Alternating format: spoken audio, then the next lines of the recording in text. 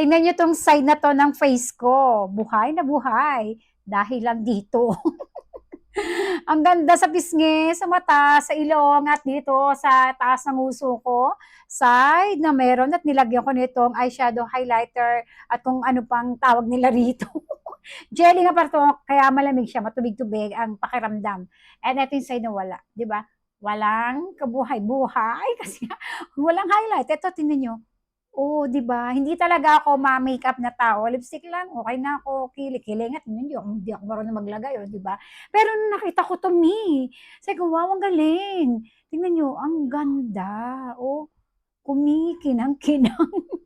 Pwede sa ilong, pwede sa mata, pwede dito, pang highlight and dito.